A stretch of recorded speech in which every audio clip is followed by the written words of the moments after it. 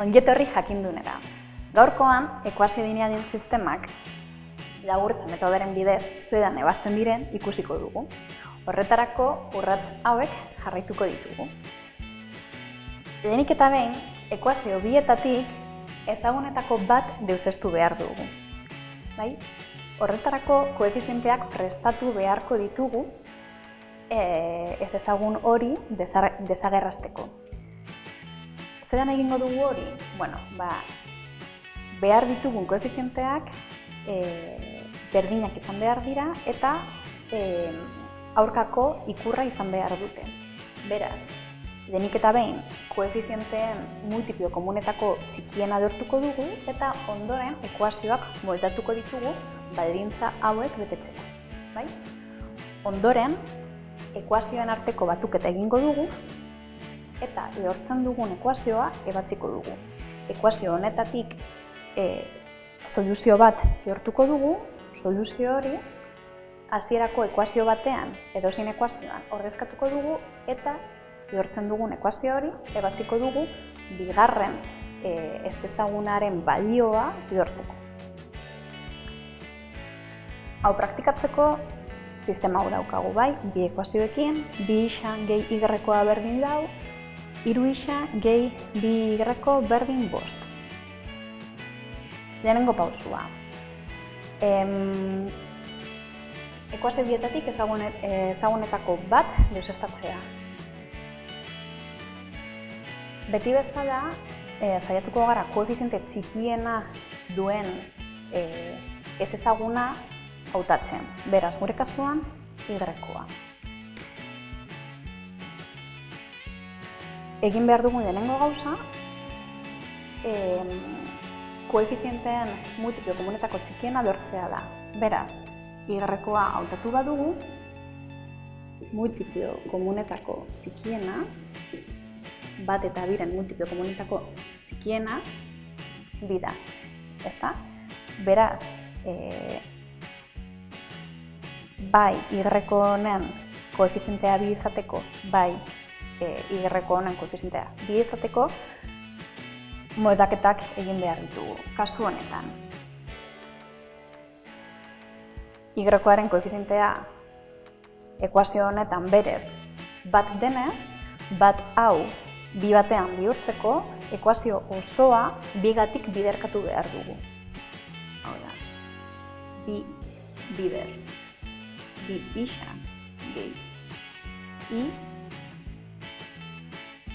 bi bider lau. Hau da, lau isa gehi bi i berdin 8.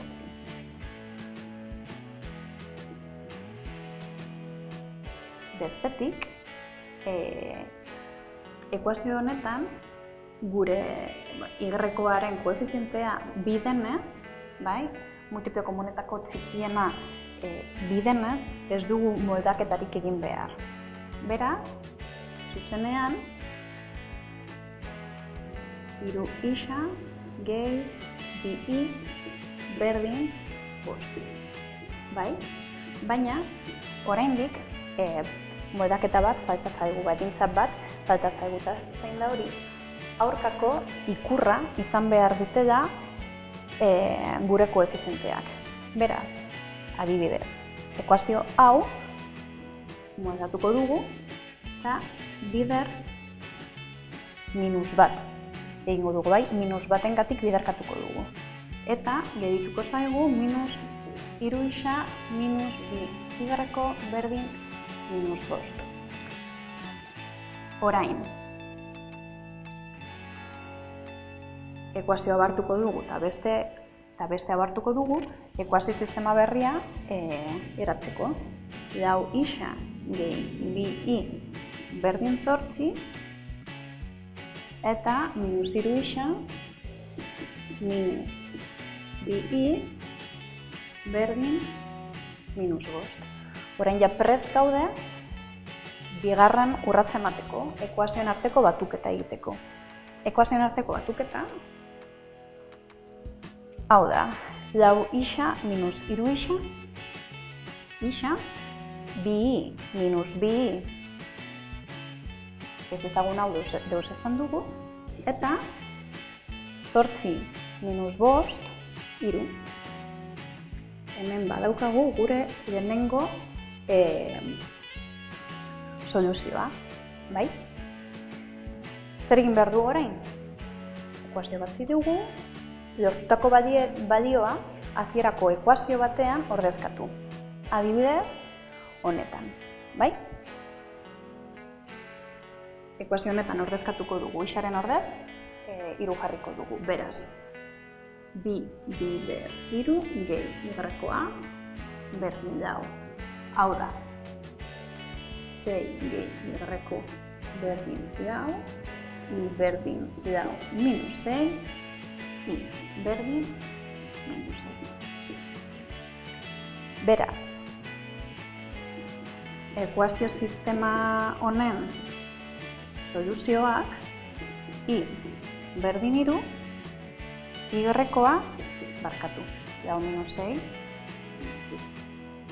y-a minus 2, bai?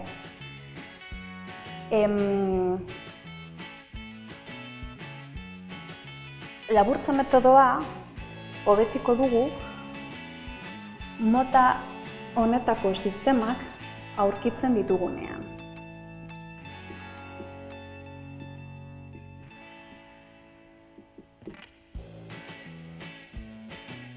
Sistema honetan ikusten duzuenez, dagoeneko koefizienteak berdinak dira eta aurkako ikurra dute. Beraz, ez dugu inongo moldaketarik egin behar eta zuzenean bigarren pausu hau eman dezakegu, bai, ekuazioen arteko batuketa egitea. Isa deuseztatzen da 3i minus i bi 6 gehi 8 14, i berdin 14 zati bi, i berdin 7, bai? Lortutako balioa hasierako ekuazio batean ordezkatu, adibidez, honetan, 5 isa minus 7 berdin 8, 5 isa berdin 7 gehi 8, 5 isa berdin 15, isa berdin 15 zati 5, isa berdin 2, bai?